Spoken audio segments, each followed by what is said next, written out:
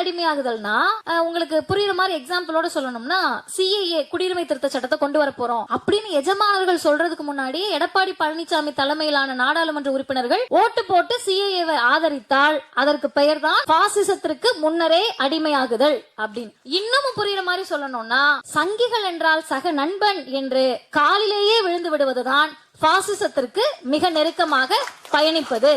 அப்ப இந்த முன்னரே அடிமையாதல் அப்படின்றத எதிர்த்து நின்றவர் தமிழ்நாட்டினுடைய முதலமைச்சர் தளபதி ஸ்டாலின் என்பதை எந்த கட்சியில் இருந்தாலும் நாம் ஏற்றுக்கொண்டுதான் ஆக வேண்டும்.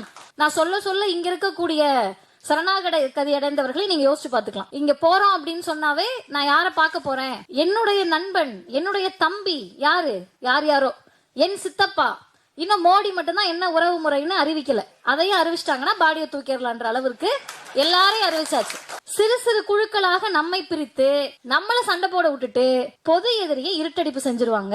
உங்களுக்கு அது பாசிசவாதிகள்னே உங்களுக்கு புரியாத அளவிற்கு உங்க முன்னாடி ஒரு ஸ்கிரீன், ஒரு திரையை கொண்டு வந்து நிறுத்தி விடுவார்கள். அந்த திரைக்கு அவர்கள் ஒரு பேரை வைப்பாங்க. இப்ப தமிழ்நாட்டு சூழலுக்கு அதை பொருத்தி பார்க்கணும்னு சொன்னீங்கன்னா நீங்க இந்தி எதிர்ப்பை பற்றி பேசிட்டு இருப்போம், நம்ம புதிய கல்விக் கொள்கை எதிர்ப்பை பற்றி பேசிட்டு இருப்போம். அவங்க என்ன பண்ணுவாங்கன்னா சம்பந்தமே இல்லாம ஒரு நடிகரை கூப்பிட்டு வந்து பாசிசமா பாயாசமான்னு பேச வைப்பாங்க. இப்ப நம்ம ஆட்கள் என்ன பண்ணுவாங்கன்னா ஆமா பிஜேபி பண்றதுதானே திமுக பண்ணுது. நான் வெளிப்படையா கேக்குறேன், ஆரியமும் திராவிடமும் ஒண்ணுன்னு சொல்றது எவ்வளவு பெரிய அயோக்கியத்தனமோ அதே அளவிற்கு அயோக்கியத்தனம் பிஜேபியும் திமுகவும் ஒண்ணுன்னு சொல்றது. திமுகவையும் பிஜேபியையும் ஒரே நேர்கோட்டில் வைக்கக்கூடியவர்கள் தயவு செய்து RSS சித்தாந்தத்தை படிப்பதற்கு முன்பாக RSS இந்திய அரசமைப்பு சட்டத்தை பற்றி என்ன பேசுதுன்னு படிச்சுட்டு வாங்க.